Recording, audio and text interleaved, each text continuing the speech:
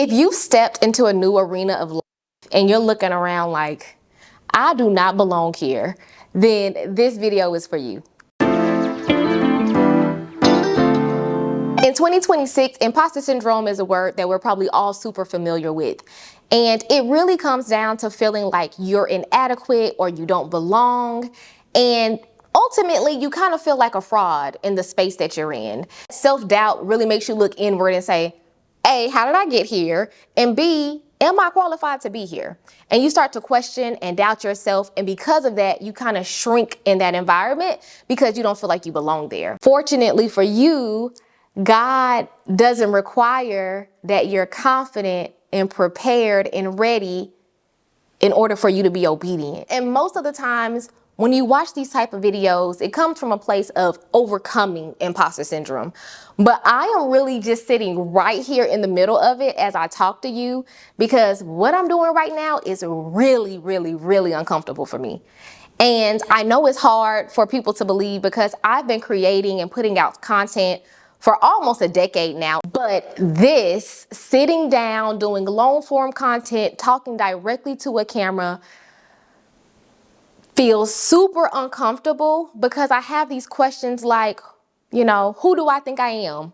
Why do I think I should be talking? And why do I feel like I have something different to say? Am I adding value? I have all of these doubts and insecurities, and I truly do feel like an imposter because I look at what other people put out and I'm like, I think they've got it covered. And I think a lot of us, myself included, we get caught up in people seeing us try out loud. It is embarrassing and cringy, and everybody's looking at you and you're struggling. I posted a video, I got 10 views on it. 10 views. I know I have more than 10 friends.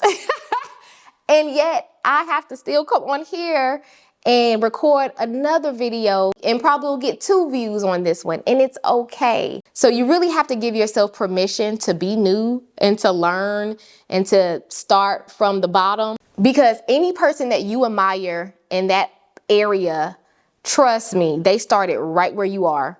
They started off as someone who was new, who didn't know everything, who had to ask questions, who had to struggle, who had to put in a little bit more effort, who didn't look as poised and calm and have it all together, who didn't have all the resources. They all start in the same space. And even some people right now that you probably admire are still pushing through. They're still not feeling confident in where they are, but they're just showing up anyways. And they're okay with learning on the job. And so that's what you got to get comfortable doing. That's what I am trying to get comfortable doing. Growing, learning, and still showing up when it feels like this is not worth it. I think about when I first started running, I was just like, you know, and it was really discouraging because I looked at Google and I'm like, what is the average running pace? Not only was I slower than the average running pace, I was slower than the average walking pace.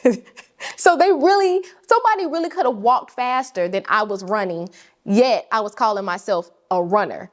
And I had to push past where I was and keep going for where I knew I could be if I didn't stop.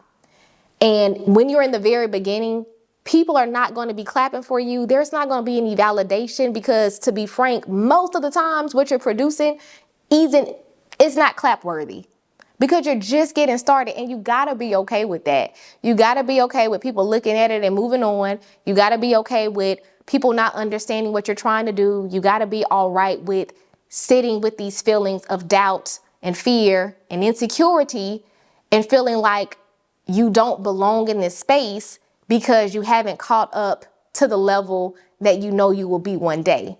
And that's where faith comes in, because faith says, I know it doesn't look like it, but I'm going to be that thing. I'm going to do that thing. I am going to accomplish, achieve, whatever it is. I'm gonna get there. And I know it doesn't look like it, but I am, because I'm relying on God, and He sent me here. And He told me that this would happen for me. And so for me, somebody starting off at an 18-minute mile pace just ran a half marathon at 11-minute mile pace. That is unbelievable. If you would have told me a year and a half ago that I would have done that, I really, really, really would have looked at you crazy. And I am not even kidding. Even if you would have even told me that I would run 13 miles when I could barely walk 1 mile, I would have looked at you crazy. And that is the beautiful thing about God, is all he needs is your yes. All he needs is your obedience, and you continuing to show up every day, even when you don't feel qualified, even when you want to stop, even when it's hard and it's challenging and people are looking at you and judging you and cringing, and you're hearing the side remarks and the feedback, and you're not feeling the love and the admiration and the applause that you expected. Because we want to feel validated in our decisions. We want to feel good about where we're going, because you got the word from God. He sent you there, and now you're looking around for other people to validate that you're supposed to be there. And when they don't, you start going inward and you're looking for your own validation, and you don't feel like you have the credentials that prove you're supposed to be in that space either. And that's what I love about God, because oftentimes we don't. We don't even have what it takes to do it, because he wants us to depend on him. He wants us to understand that in order for this to happen, you're going to have to rely on me. So no, you don't have all the answers. You don't have all the skills. You don't have all the resources and the tools and the network, because you're going to have to lean on me. And when you get there, you're going to know who got you there. So yes, it feels like you don't belong in this space and feels like you don't have everything you need, because God got to make sure you leave some space in there for him to do his part. And as someone who was super controlling and wanted to dictate every single outcome, there is so much freedom in just letting God do his job. I realized I was working entirely too hard because I thought it all depended on me. And we all know faith without works is dead. So you do have to do the work, but you don't have to work that hard. When you're doing what God has asked you to do, he will do the heavy lifting, trust me. And so you're in a season right now where you don't feel comfortable and confident in who you are, but that's where you got to put your confidence and your trust in God. Because ultimately, that is what we're doing it for. That is what we do all of this for, is so that he can get the glory. So if you're in a new space and you don't feel confident and you're questioning if you belong there, if you're in the right spot, if God gave you the right coordinates, you can trust that he has.